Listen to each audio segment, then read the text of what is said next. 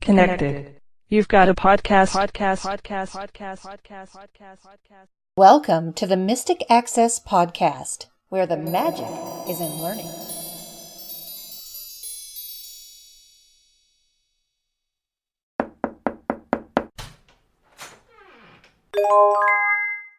Hello, everybody, and welcome to this episode of the Mystic Access Podcast. I'm Chris.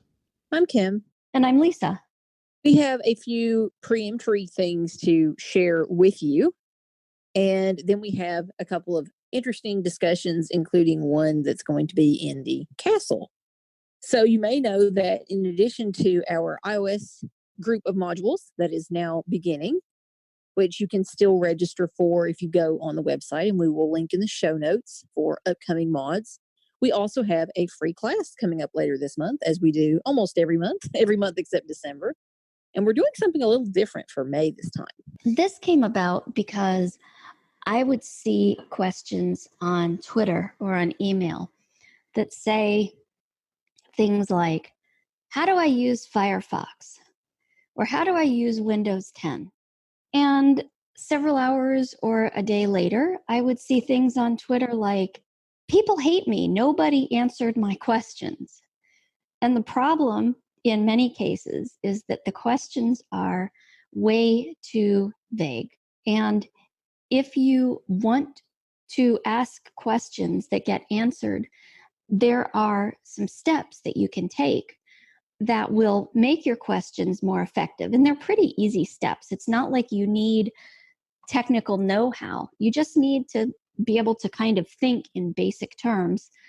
And getting these questions answered is something that you will be able to do much more easily. And when I say answered, I both mean by other people and via computer searches. So this is a bit of an unusual topic, but it really can help in a lot of different areas. You know, it could even help in your relationships if you learn to ask effective questions. So there's kind of a very broad sort of application for this. And we hope that you will either join us, or if you're not able to make it, that you will take advantage of free downloads when it is available.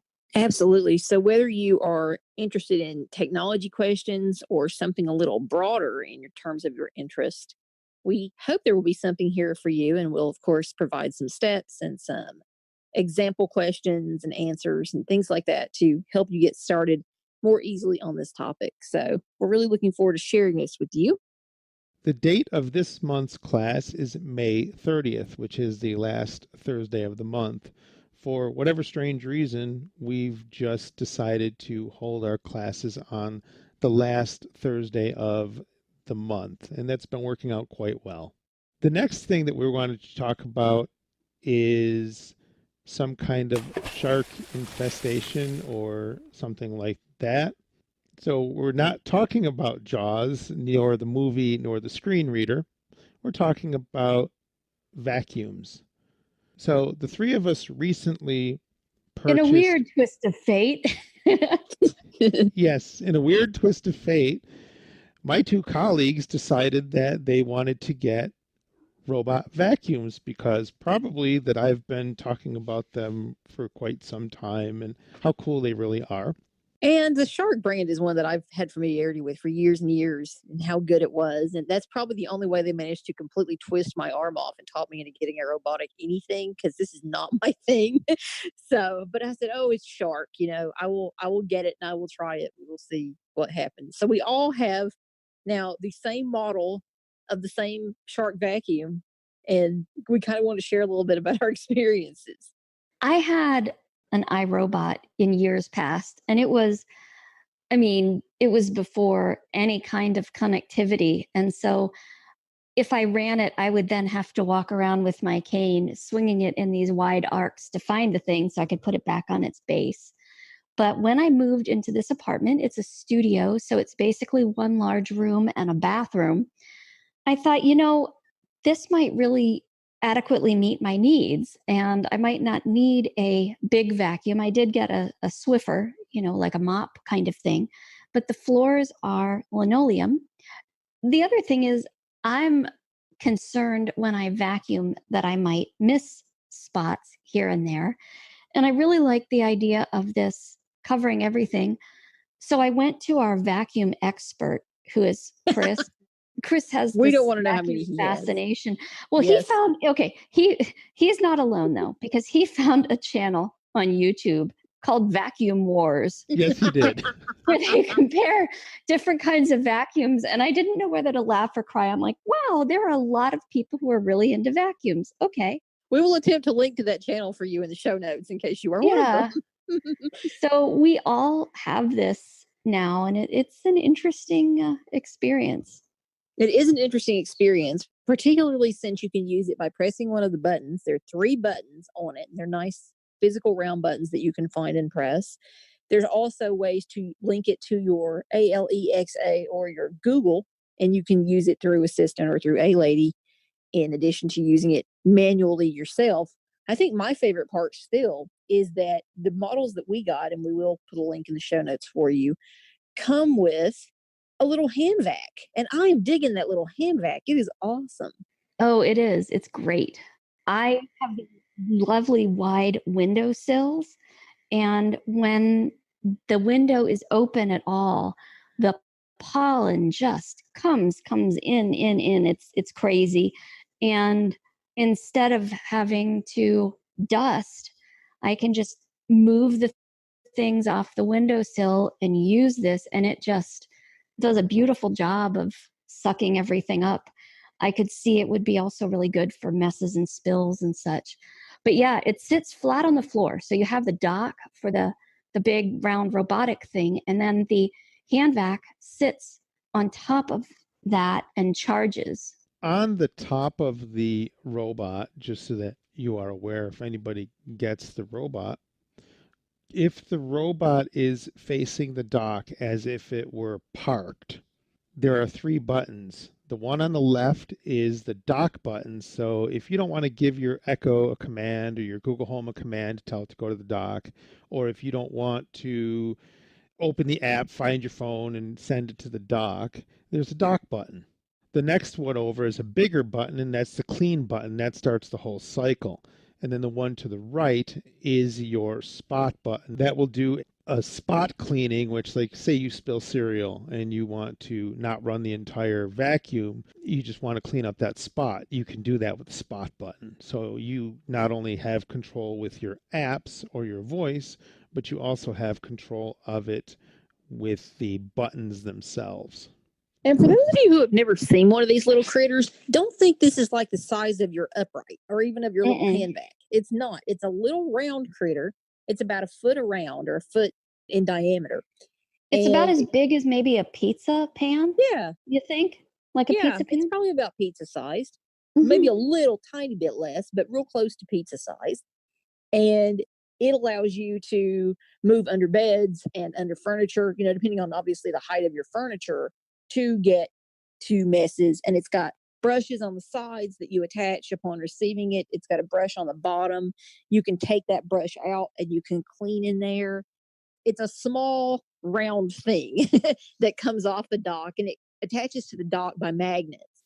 So it does not look anything like your quote unquote average vacuum, either a little upright or your little hand vac. It doesn't look like anything that you've seen before in terms of vacuum.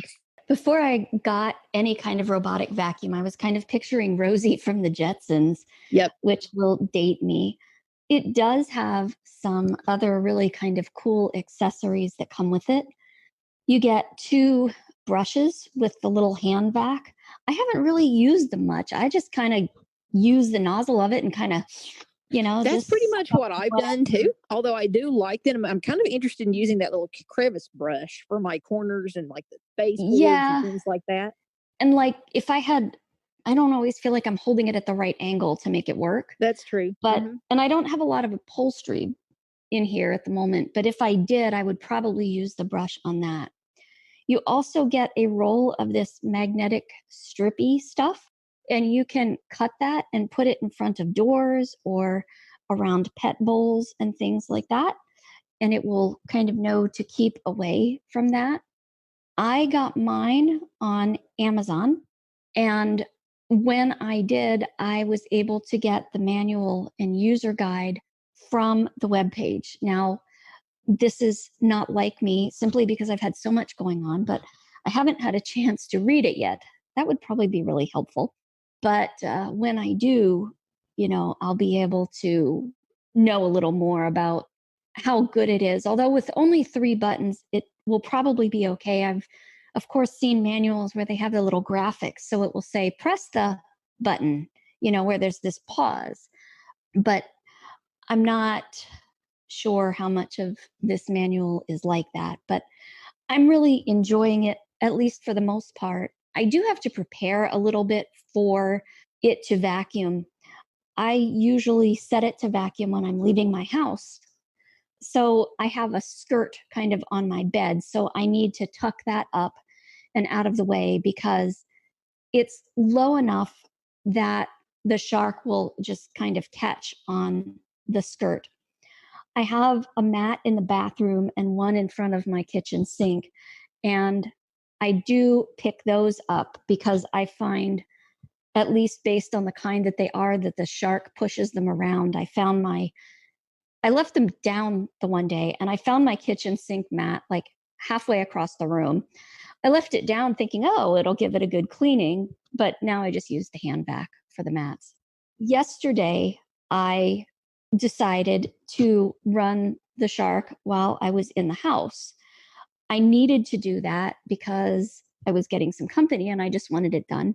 And I was curious. I wanted to see how long it would take. And that was an experience I may not do again. It felt like the thing was possessed. So I would be maybe in the lower left-hand corner of my room, and the shark would be in the diagonal corner.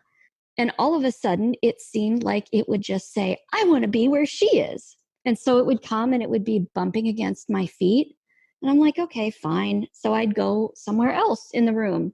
And it's like, no, I want to be where you are. And it kept following me. And then when my company came, I was demonstrating with the Echo, or trying to demonstrate how the shark skill worked. And it sometimes is a little bit on and off. Sometimes it works better than others. And I finally got it to start cleaning. And then it wouldn't dock. And so I'm chasing the shark. And before, when it was like, I love you, I want to be with you, then it was like, either I hate you or can't catch me. And so I'm chasing it down. But it really has been interesting. And I personally love the whole idea of I can be gone. I can be not in my house even, and work is getting done. That's a pretty cool thing. Yeah, it's like having a little shark fairy doing all your jobs for you, which is kind of a fun little thing. The other thing to mention for those of you who are possibly wondering about this is bagless. So it just has a bin on the unit, and you'll open that up and you'll clean that out. And it's amazing how much stuff accumulates in this bin. Yeah. So that's kind of a fun thing. And it has a filter that you can wash. So it's a nice washable filter. So there's no replacement parts. Now you might want to replace your brushes, I don't know, once a year, once every couple of years. But you can do that very cheaply through Amazon or through wherever you tend to buy your supplies and things. There are kits. Yeah, they have kits, and you want to make sure that you get the proper kit for your device. Now, I'm going to out myself. I actually have 2 Shark robot vacuums. One is the older model, and one is the one that the 3 of us now have. And I did this because I wanted to compare the old versus the new. And the side brushes on the old one are different than the side brushes that are on the new one. So you want to make sure that you get the proper side brush for your devices. One thing I did want to mention, I want to do a little comparison between the Roomba and the Shark.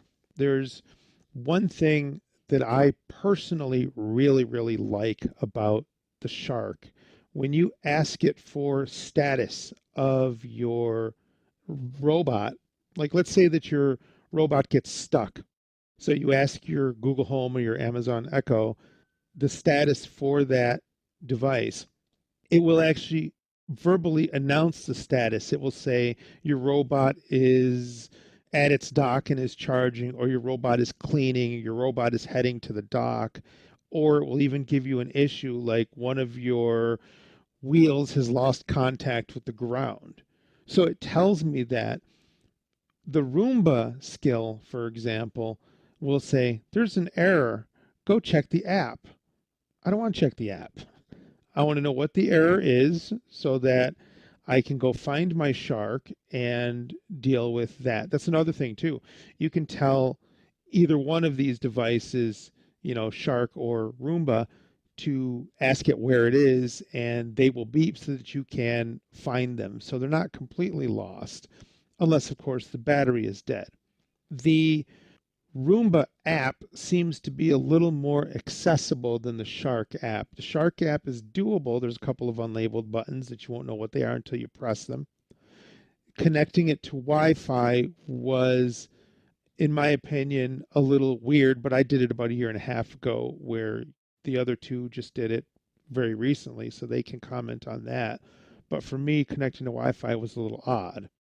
Chris is going to also show you a little demo of some of the sounds that the Shark makes and show you some of the things that you can do, because it also has little songs, little musical tunes that it plays depending on its status. So we're going to insert that for you so you can get a better idea as to what this thing sounds like and how it works. And he'll turn on the handbag for you too, so you can get an idea of the sound of that and the selection that it provides. So we hope you enjoy this.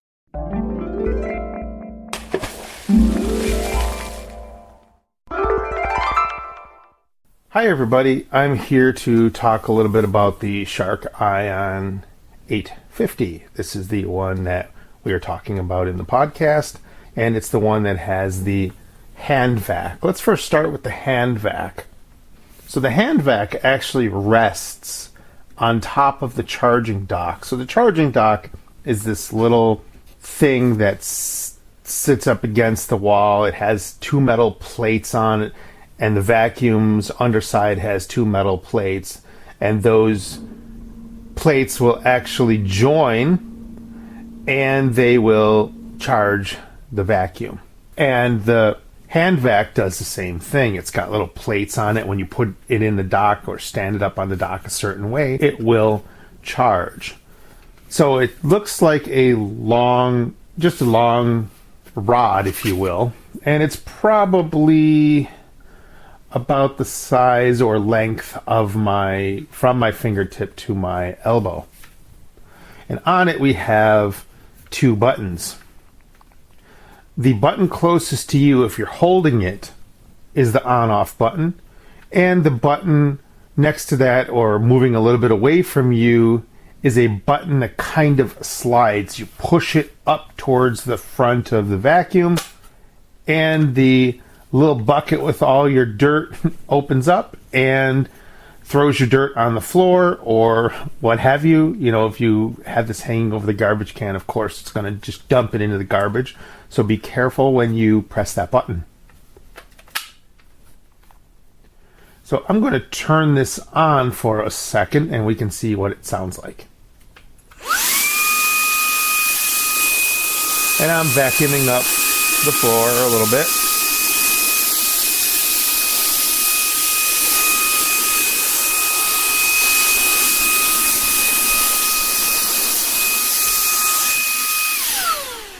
And I just press the button to turn it off.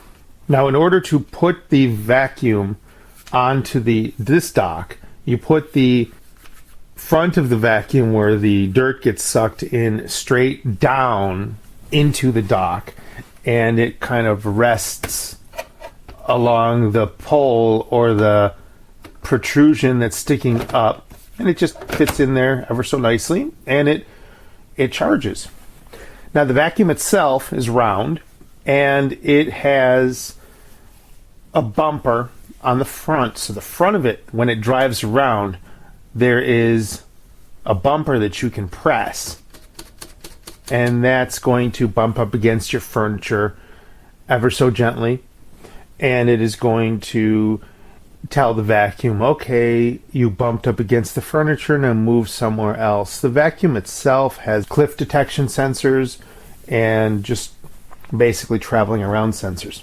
On the top, and again, this is with the bumper facing away from me, we have those 3 buttons. So from left to right, we have the dock button, the clean button, which is concave, and then we have the spot button. The dock and the spot buttons are kind of teardrop shape, if you will. And the clean button is a round concave button. When you connect it to Wi-Fi, you are told to press and hold the dock and spot buttons in order to put it into Wi-Fi setup mode. We won't be covering that. On the right side, you have a switch. The switch needs to be in the up position or it will not work. If you have to store your vacuum for a significant amount of time, you can just flip it off and it's off.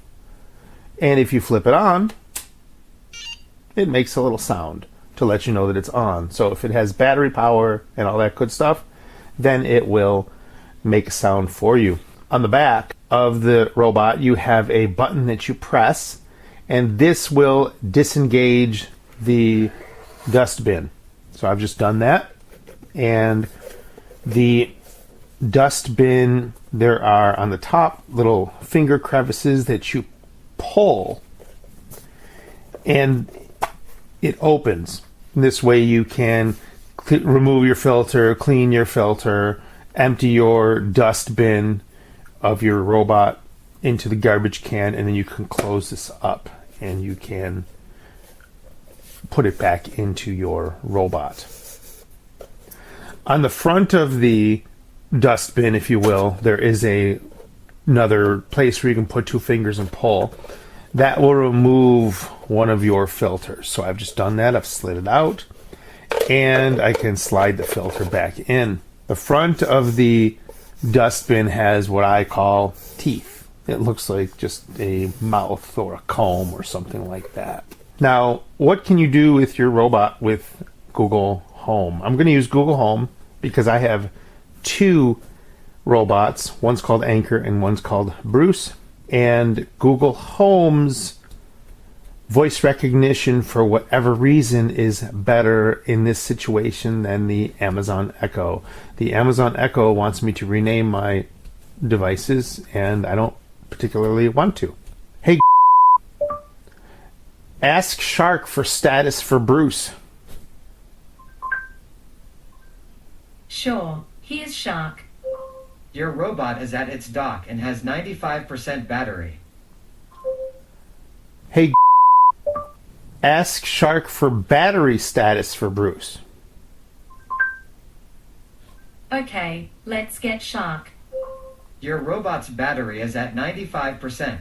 So if you noticed, I can ask for battery status or I can ask for status. Now let's see what happens if I try to start my Shark up. And I'm going to use my voice again. But what I have not told you is that I have not put the bin back in. Hey, ask Shark to start Bruce. Okay, getting Shark. Your robot has begun cleaning. It has not. So if you noticed, it did a happy little chime and then it did a sad little chime. Hey, ask Shark for status for Bruce. Okay, let's get Shark. Error, the dust cup is missing. So instead of going to the app, finding the notification, dealing with the dustbin, it's not going to happen, but what if it's rolling down the thing and it stops for whatever reason and the dustbin falls out? I know there's an error now. So I can put the dustbin back in.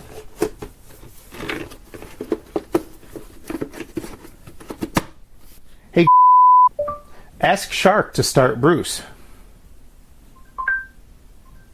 All right, getting Shark. Error. The dust cup is missing, so it can't start cleaning. So it can't start cleaning. I did put it in, so I may have to manually start. I do.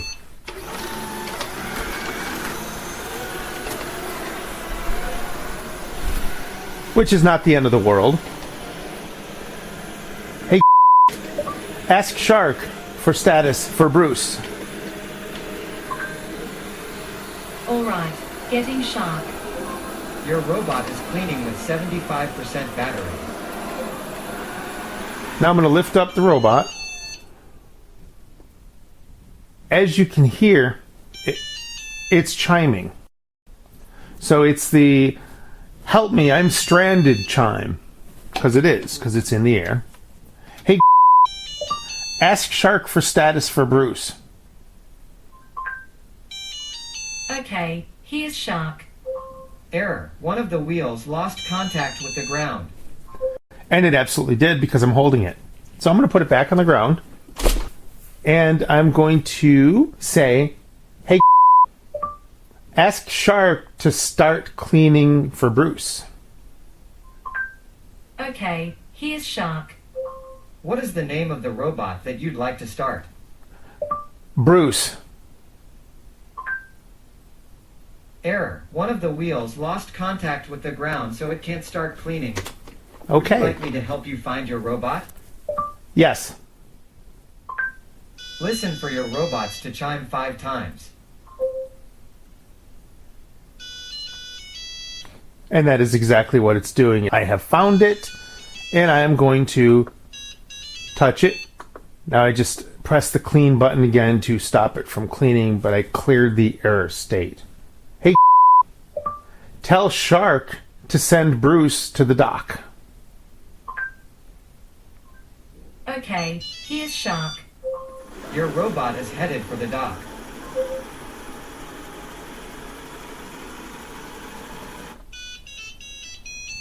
And that's what happens when he reaches his dock. And I was literally like 3 feet from the dock. So it didn't take that long to make this happen. A couple of things of note. When the vacuum is rolling around doing its cleaning, you will hear a sound when it decides to start to go back to the dock. It's another little happy bleep and blurp. And then the motor on the robot will turn itself down so you can actually tell that it's not vacuuming and it's trying to locate its dock. You can always ask at any time your voice assistant what your robot is doing and it will tell you. So it's going to say your robot is cleaning with X amount of battery life left. It's going to say your robot is heading for the dock. So it keeps you up to date on what your robot does. As I said earlier in the podcast, that the app isn't really the most accessible. It is definitely doable. You can schedule from the app. By default, each day is set to 12 a.m., so you can't actually clean at 12 a.m. If the time is something other than 12 a.m., then the robot will start. So, for example, I have my robot cleaning at 9 a.m. on Saturday mornings and I think 2 p.m. on Sunday afternoons, and I can do that. I don't have to have it clean every day or Monday, Wednesday, and Friday or any of that kind of stuff. I don't even have to make it clean the same time on each day. So that's just another thing to note. And again, if you don't want to deal with apps or voice assistants or any of that stuff, you have your 3 buttons that you can deal with. And let me do this really, really quickly before I go. I'm going to move the robot off of the dock again. And I'm going to press the dock button.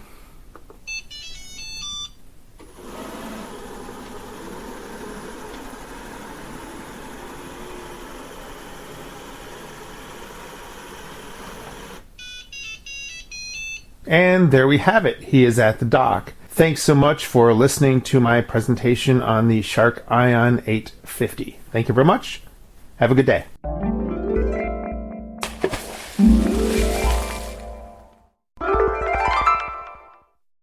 And if you're listening and you think, I don't want to connect it to my Echo or my Google Home or my phone. I just want something that will work. You can do that too, because especially at the beginning, I was so busy unpacking boxes and trying to find my socks and stuff that, as fascinated as I was to try this out, I hadn't had time to connect it. So it was easy. I would just go over and hit the clean button and it would start. Yeah, so you absolutely don't have to worry about that. Yeah, it really can be as simple or as complex as you want it to be. Speaking of phones or not connecting to them, Lisa has a horror story to Lisa share. wants to tell us a story. I do. I have a horror story with a moral, I hope. As I've mentioned, I have moved. And so I am taking, at this point, Uber or shared ride a lot more. Based on the way that my schedule is and the times that things run, I have not yet been able to take advantage of public transportation. So I was taking an Uber over to see my friend at the nursing home, and it was raining that day. And I got inside the nursing home, went upstairs, and for whatever reason had to check something almost immediately on my phone. And my phone was gone, as in nowhere at all to be found. I had been carrying it in my pocket because I needed kind of immediate access. I needed to be able to communicate with the Uber driver, see where they were, etc. And I didn't technically need that kind of access after my ride had started, but it was just easy to put it in my pocket. Well, the Uber vehicle was quite tall, and I am quite not, 4'9", so getting in and out was a thing. And I had no idea where my phone was. So I took my friend's phone and I'm calling my phone. I called 3-4 times and I thought, this is pointless because someone may find it, but they won't be able to answer it because I have voiceover turned on. So all I can do by calling is alert them to the fact that this phone is here. I was hoping and praying that it had not fallen out outside my apartment, because you step down and then get into the vehicle and there is a little bit of a ditch or a gully there, and there was quite a lot of water that was accumulated because it was a rainy day. So I was hoping it wasn't there. Thought it might be in the Uber and that the driver would return it.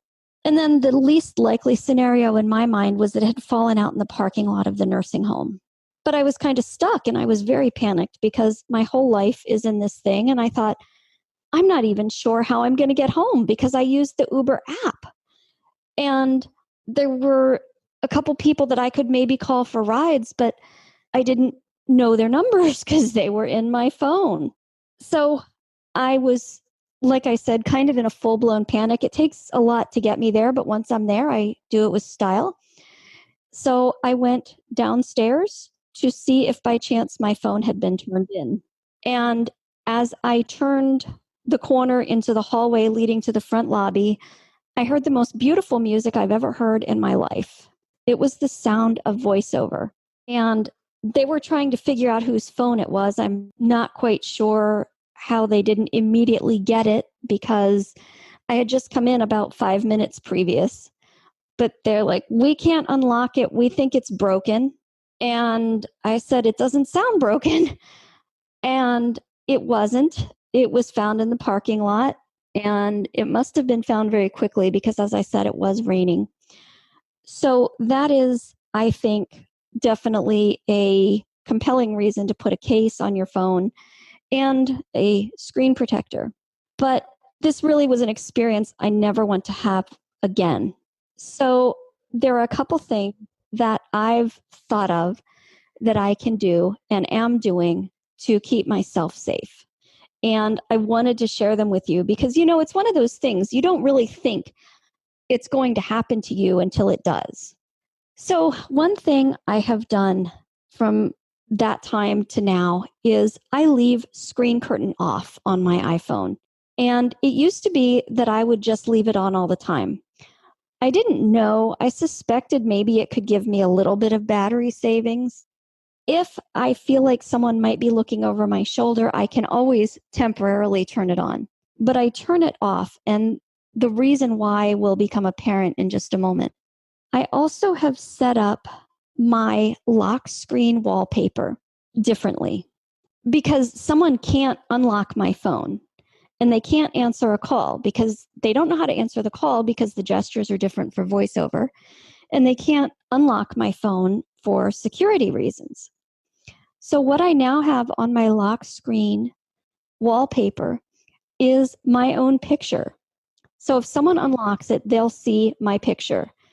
And then I have it captioned with my name and my email address. And I used Ira to help get this done. So if I have screen curtain off and I have this as my lock screen wallpaper, someone might not be able to do a thing with my phone, but they at least know who it belongs to. The other thing that I have done is I have decided that carrying it in my pocket is obviously not working for me. Stupid is doing the same thing twice and expecting different results. And as lovely and convenient as it is to put it in my pocket, it's not convenient if it gets lost or destroyed or squished by an oncoming car. So I now carry my phone in a pouch. I actually keep all my most important things together in this pouch. I've got my house key, mailbox key, all of that. I've got my key ring. I have my ID card, my key card to get into the apartment building itself. I need that to unlock the door. And then my phone, and I have room where I could put a couple other things if I wanted. And this is a leather pouch that I wear around my neck. Ironically, we will be talking about said leather pouch, among other things, in an upcoming segment. But that is my sort of cautionary tale. I think we can all remember situations where bad things have happened. And sometimes they just happen because they happen. But other times we can learn from those situations. So instead of beating ourselves up or just thinking, oh my goodness, that was really unlucky, that was awful, which it was, we can think of actions that we can take to hopefully keep this from happening again. I'm going to assume, too, that they thought the phone was broken because of screen curtain. Yes, I think that's why. And someone said to me, well, why not put your phone number on the lock screen? And I said, well, that kind of doesn't serve any purpose because they could call that phone number and all that will happen is the phone in their hand will ring. Right. So name and email seemed the best way. I didn't want to put address. That seemed like too much information. And in this day and age, so many people have email that, we could email back and forth. We could set up a time and a place to meet if that were necessary. But in a situation like this, all they would have had to have seen was my picture because they know me. I go there every day, And so if they saw my picture, they could have just said, oh, this is Lisa's phone. And now we're going to take you into the Mystic Access Magic Castle, and we're going to talk to Barry regarding his leather products. Welcome to the Mystic Access Magic Castle. So Barry is back with us again today, and we are going to have a little conversation about the many delightful leather products that he offers. And of course, you can always visit his website, guidelightsandgadgets.us, but you're probably better off calling him and talking to him if you find any of this interesting, and we will give you his information at the end of this. But we're going to talk about leather today. What do you have to tell us, Barry? Yay, me! Leather! Leather is a complicated subject because there's such a diversity and variety of what we carry, and I really will not be able to describe everything because we probably have a total of over 100 different leather products. We concentrate on 3 manufacturers, and they're companies that we have been working with for years who give us high quality and we think really good value. One of them is Gem and Leather, which is our favorite motorcycle provider down in Myrtle Beach, who sells motorcycle accessories and also the toughest leather products, usually out of cowhide, that I have ever seen. And they're beautiful and wonderful, and people love them, and they do all sorts of things. And they do backpacks, and they do phone cases, and they do crossbody a little bit, and they do one of the best waist packs I've ever seen, among other things. And then there's what I call ABC International, which some of our podcast listeners may have heard, called the Marshall Wallet Company. And you will see their products. They are a huge warehouse in Florida, and they are the folks who provide us with basically our most popular product, which of all time, which has been the Aira pouch, as I call it, or the neck pouch that has the multiple slots for putting your phone and carrying other things with you. And that is a product that comes out of there, and we buy from them in large wholesale quantities. So I know sometimes people like to look on Amazon to find things and hope they can do it, but in a situation like this, where you're a distributor and carrying lots of quantities that you have to buy in large amounts wholesale, the pricing probably isn't going to be different in terms of this. It's just sort of letting people know this, because I know people like to look. The third line we carry, and it's a very small number of products, but we have had a distributive relationship with the Embassy Luggage Company. Embassy is familiar to many people. They make wonderful products. The one thing that we have carried that I have liked with them, because I've used it myself, is they make a wonderful laptop, computer, tablet shoulder bag that has more compartments and is more compact and can carry more weight than anything I've ever seen. And it's a very simple bag with an adjustable strap, and I'll probably get into that before we're finished. And there's one other thing actually that we are doing with theirs, which is they make convertible rolling backpacks, and they make multiple sizes of them, and you sort of have to figure out what you want. But I have noticed that for a number of our customers, and they're sort of like special orders because they're big and bulky, but they are wonderful. I mean, it's really neat to be able to go to a meeting and sort of put it on your back, and it gets tired, you just want to roll it, and you can use your dog or cane with the other hand. And again, Embassy makes quality products. So that's sort of our third source for things. And I'm going to now talk leather in categories, because that's the easiest way. It will not include everything, but I'm just going to give you a sense and then talk about some of the more popular kind of things that people have come to like. The first category is what I call pouches, wallets, and waist packs. And pouches are little things like the neck pouch that we talked about that people use for Aira, and we have sold hundreds of those. That is a $15 pouch in multiple colors. It works really well with just about any phone you can have, and it gives you the ability to function hands-free. Those also, people have used those as treat pouches for guide dogs as well, but that's a whole separate category. So don't just think that if you are an Aira subscriber, this is for you, because I do have Aira and I've used it in that capacity, but actually I am within about a week and some moving into a new apartment. And I said to Barry, I need to get another one of these. I wanted to get a different color, and I want to be able to put my phone in it and my bus pass and my key card for my apartment so that I can get in the door, and maybe some change so that I have it all accessible, because not everything I own has pockets, and sometimes you don't want to get into a purse or a backpack, especially if you need to access something quickly.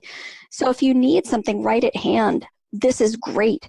And I'm assuming that in your pouches category, you're probably also talking Kim's favorite product, or one of Kim's favorite products. Yes, the little squeezies that you offer, and I call them squeezies because you actually squeeze the top. They have a metal, essentially like a little metal magnetic bar across the top, and you squeeze that, and it opens it up, and it's got a key fob inside, and it's leather.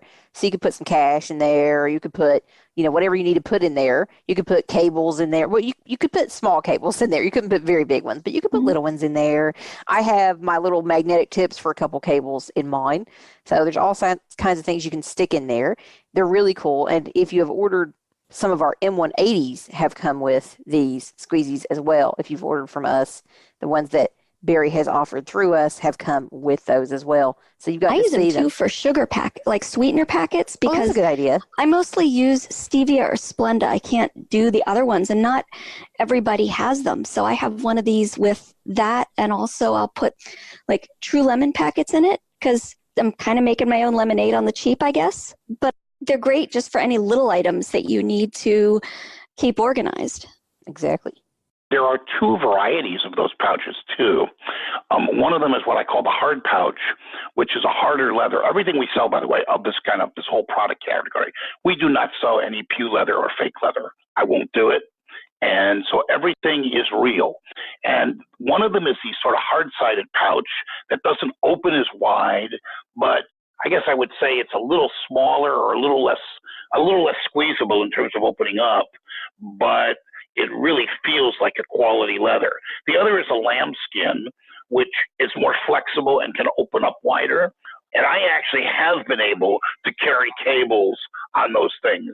Actually, I have been able to we sell our favorite cable. The only cable we sell is the cable that has three different adapters on it, one being a Lightning, one being an Android C, and one being a micro USB. And while I didn't mean to get into this, it is a cable that we basically, if somebody has a problem with it within a year, I'll replace it because it's so heavy duty and so it's a 10-foot cable and it's so heavy duty that they last. And it's like carry one cable for your life. That fits in a pouch. And that's a pretty heavy duty one. But these pouches, I use them for headphones particularly. It's the little $5 pouch that can go everywhere with you. And if you are buying something from us, something electronic, for example, we will typically, if it fits, put a pouch around it, as opposed to what do we call blister packaging, our favorite type of stuff, that not being able to open it. So thank you, Kim, for that. I know you're the queen of the squeezy. I do. I am the queen of the squeezy. Yeah, that's my new term. That is your definite new title. So there are those squeezy pouches. Let me do two other things in these categories. We carry one and only one type of wallet. And first of all, fashion stuff is such that if I started carrying all the different kinds of wallets, I'd never have somebody would want something different than we had out. And when you're doing a convention, you just can't carry everything. But what we have settled on is a black RFID blocking wallet, which means it blocks somebody from stealing your credit card info when you are carrying it with you. And it is a bifold. It is a very high quality leather. It's a $25 wallet. It has about 10 credit card slots, and it's not one of the cheap RFIDs that you sometimes see with the paper sleeves. These are the leather sleeves with the metal embedded. They work and they last. And that's the one wallet we have decided that we will carry. I have one of these and I like it very much. At first, when I got it, I thought, oh, this looks like a man's billfold. But the more I've used it, the more I like it. And I'll tell you two reasons why. One is that it has a zipper that goes the whole way around the wallet. So if you happen to drop it, your money or your cards or whatever are not going to fall out. The other thing is when it folds, it's small enough so that, let's say you're just going out to dinner, you could stick it in one pocket and maybe your phone in the other pocket. And it's not going to be huge and bulky and take up a lot of room. And if you are a guy, or even some women do this, you could certainly put it in the back pocket of a pair of pants or jeans if you want. I think it's a good way to have it ripped off. I wouldn't suggest it, but a lot of people do. Now, just note so that you do know, and of course, when you call Barry, he can give you this information too, but this doesn't have a compartment for change. But you don't really need it in that. I kind of like to have a separate change purse, but it's a very kind of streamlined wallet. It's small, but not too small. To me, it hit that perfect point of just right. And I really do like the RFID blocking. To just go into that a little more, basically what happens is people can get these scanners. And so they don't have to have your credit card. They can be in proximity to you and capture your information. And so the RFID blocking capabilities prevent that from happening. Now, you don't really feel the metal in it. It just feels like a regular wallet, but you can be confident that it is there. And thank you about the zipper, because I forgot about it. And it's the one reason, actually, that's the one reason we picked that wallet besides the RFID, is I just know that for years I have dropped credit cards and bills out of wallets. And I like the security of knowing that this thing zips up tight and I'm not going to lose anything when I take it out. Yep, it's great. So that's for wallets. All right. The last category in what I will call this first level are waist pouches. And believe me, people call them fanny packs, bum bags, lots of names for them, and they go in many, many different sizes. I'm going to highlight 3. And if you call me, I can give more descriptions of these. I just want to give you an idea of the variety. I have searched for years for the largest waist pack available that will hold a note taker. We found one that will carry a 40-cell braille display. It is about 15 inches long. Somebody just ordered one yesterday that actually is holding a braille edge. And I basically have the ability to try it out first. It works. I call that the Colossal Waist Pack. That's about a $50 pack because it's very, very big. The straps are adjustable to those of us who are, quote, how we say this, slightly plus sized. Horizontally enhanced. Horizontally enhanced. Thank you. That's good. I like that. I feel that way a lot these days. And then there are all different sizes. There is one very popular waist pack that guide dog lovers have really, really sort of fallen with because it holds treats, it holds bags, and it's small enough. It's got discrete compartments, and it doesn't take up your whole front. It's almost 4 inches long. It's got the top is sort of, I want to say it's sculptured, it's circular. And so we almost call it a treat waist pouch. And then the third one is a very heavy-duty cowhide pouch that I like because it's very, very deep and has hidden compartments and is really the quality kind of thing that is going to last for years. And those are also about $50 because they're smaller than the bigger one, but they are much deeper. And we've got other different sizes, but that's sort of I like waist pouches because I like hands-free. Some of the waist pouches actually have a way for you to put a phone in them standing up so they can use your phone hands-free. And it is at your waist. There is also something, and Chris, you have seen these, and I don't know if you pass these on. There's a fourth thing, which I call a running belt, and I guess we'll talk about that here. And these running belts, they're basically, joggers use them because they allow you to carry an item or two. They expand, open up with a zipper, and they're like stretch belts. So they go around your waist, or you can put them higher enough around your chest. They open up, as you have probably found if you've tried one of them, to a quite large size for how small they are. And they're really big enough to hold a large iPhone or to hold an iPhone or to hold money and credit cards and keys and a couple of things. But that is a $15 belt, and those are very, very cool. Have you won one of those, Chris? Have you walked around with one? Yes. Yeah, they are pretty cool. Yeah, they're not something I'd ever seen before. I didn't know, when I first saw them, I didn't know what they were. But they're really good for carrying your phone and keeping it close to it. And, they're not leather. They're actually not a mesh material, but they're the kind of material that you don't really worry about the water very much. Even if it starts to rain, if you got your phone in one of those, right, it's going to keep it pretty well protected. So if you want one of that's what I call the running pouch or whatever, that is a really good $15 buy. And that ends up the first category. Let me move quickly to what I will call the bag category. And I'm not a bag lady, and I won't claim to be. However, I am. I'll take that. I'll confess to that any second. Blind people like bags. For some reason, I think it is because we want to find where we put stuff.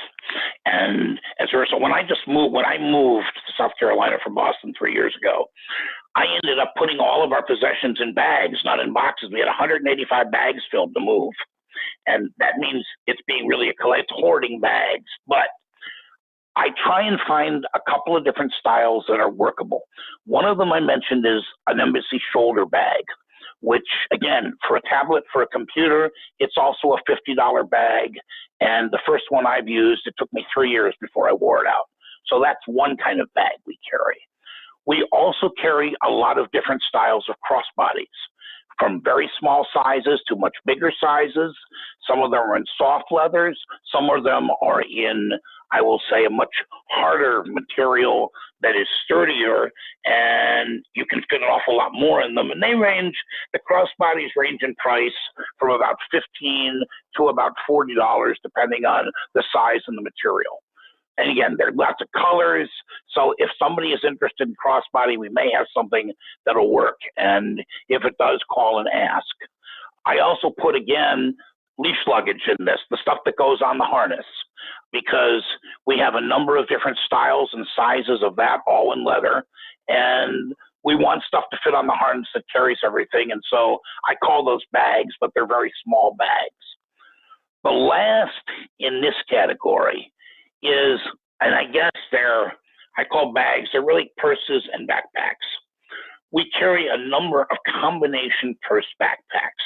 I fell in love with them because if you want to be hands-free with stuff and you want to basically turn it into a backpack, you can do it. All of these are a double zipper model. What you do is the zippers are attached together. When you unzip them, the things become two shoulder straps. And if you put them back together, it's a purse over your shoulder. If you unzip them, it becomes a backpack. And there are several different sizes of them depending on, and they really are anywhere from about $40 to about $70. There is one backpack at the top of the list, and it is a very heavy-duty cowhide backpack from our motorcycle people that almost looks like the rucksack that some of us used to probably carry around. It's about 17 inches deep, and it holds a lot. And the flaps, it's meant to withstand the rain. It's not waterproof, but again, this was made for being on the back of a motorcycle. And that is my favorite backpack. It's large. And again, it's not the cheapest thing in the world, but when you get their stuff, it tends to last. I have one of these. Oh, go ahead. I don't know if it's the rucksack style thing that you're talking about. Mine has the one with the two metal rings and the strap goes through it. Yes, yours is the smaller version. I have one of these backpack purses. Now, not the large one that Barry is talking about, but I have a slightly smaller one. And I am head over heels in love with this thing. I could go door to door and sell these to perfect strangers. It is fantastic. It's sturdy. I guess you would describe that as like a pebbled leather, so it has some texture. It's not that smooth, overly soft leather, but it's very sturdy. And I've used other backpack purses before, and I really didn't like them because the straps unzipped to make it into a backpack, but it was really kind of for show because you couldn't adjust the straps. And I don't know, the way they did the zipper or something, it always pulled at the back of my neck. And I always felt like the straps were going to tear because they were thin. But this, if I'm going to walk a distance, I'll use it as a backpack. If I'm just going somewhere quickly and I just need to sling it over my shoulder, I can do that. I don't know. I just love it. And it has, for me, the sweet spot of number of pockets. I joke that some purses give me pocket panic disorder because they have so many pockets. And this has a bunch, but they're separated and they're divided in ways that just kind of makes intuitive sense to me. And it's a very nice looking bag. It's kind of classy, kind of classic. And I'm no expert on this, so this is just a guess. But I would think that this would look and serve equally nicely for a man as well as a woman. It's neither really masculine or I think if I remember right. Mine is like a dark brown, but it goes with everything. Right. We have them in brown and black. You're right, brown and black. Yeah, but it's the design to me is kind of gender neutral, so it's not overly masculine or feminine, but it is very nice to look at and extremely useful. I love mine.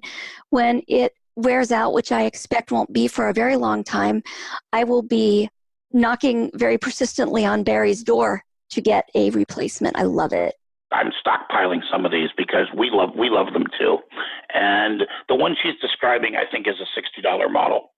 And there are some that are a little bit more and some that are a little bit less, depending on size. I mean, we carry 3 or 4 different sizes, so I'd have to describe them. But the one Lisa is describing, actually, it's probably her favorite and one of my favorites. I also like the bigger backpack, but that's a backpack. That's not a purse. That's And I just like a it. rucksack backpack. But Yeah. that's good too.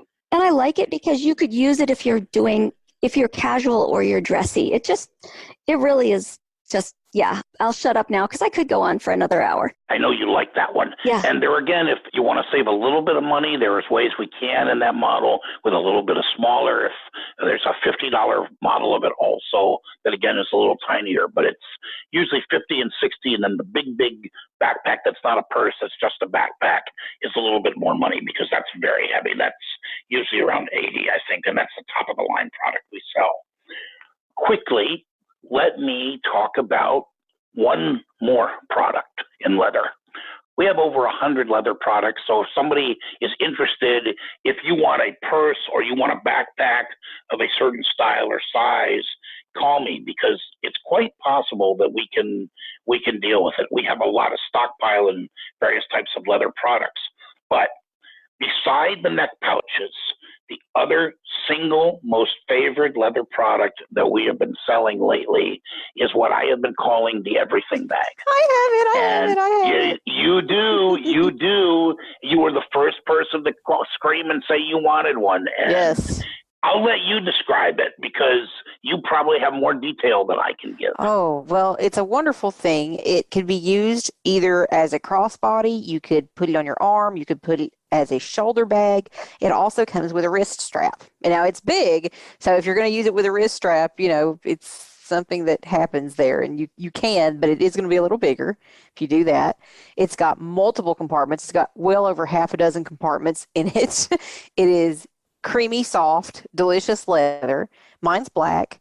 And it just has a lot of really high quality zipper compartments. Barry has bragged on his zippers to us privately and has good reason to do so because they are very, very high quality. Anything that he carries with a zipper is super high quality. And it really is the everything bag.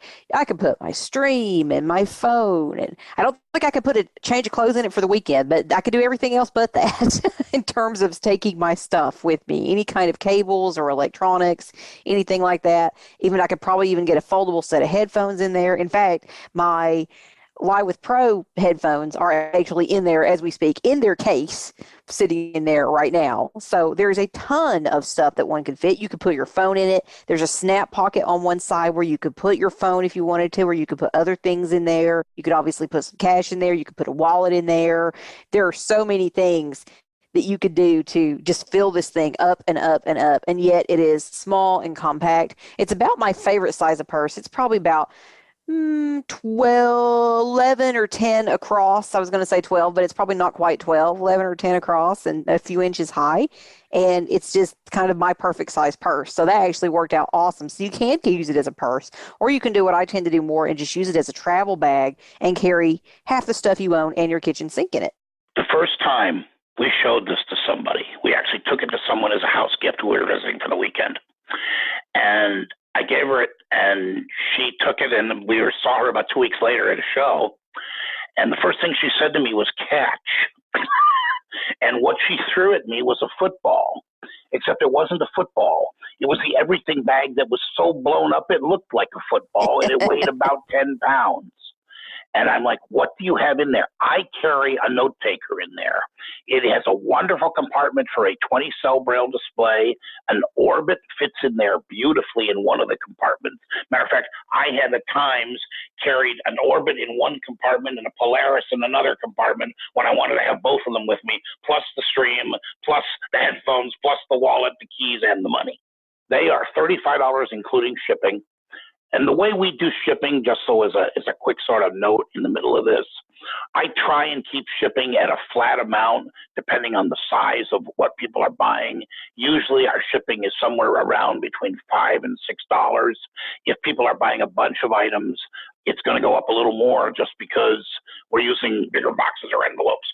We tend to ship everything in big padded envelopes, including the leather products, because it's just sort of easier to mail. And sometimes we'll even take stuff out of boxes. I hate blister packs. I know Chris, Kim, and Lisa also hate blister packs. And that's one of the reasons that we use squeezies for a lot of our products. But you can call if there's a specific leather product you're interested in. I go down to one of our company warehouses twice a year. It's a wonderful experience for a blind person. It's like go get lost in 8 acres of leather and hope you can find your way out. Ira has been quite helpful in that on occasion. So I wouldn't care if I didn't find my way out. I wouldn't either. I could just stay there. That's fine with me. I've been told there was one day we were in there and the guy who's in charge of it, he's Indian, a wonderful guy. And he comes up sort of next to me and says, you know, we are closing soon. And I took the hint, and it's in an industrial section of Fort Lauderdale that you really don't want to be around after 5 o'clock at night. So I took the hint and we got out of there. I mean, they have literally, I'd say, thousands of leather products. And if there's something that somebody wants, I can try and find it. But we are required just so, you know, if there's something that we have, it's great. I am required to order large number of minimums as a way to basically get, you know, distributor pricing. The only thing where that does not apply actually is in the what I call the backpack that converts to a piece of rolling luggage. And those are sort of one-of-a-kind special orders. For those of you who are coming to ACB, I will have those at the convention.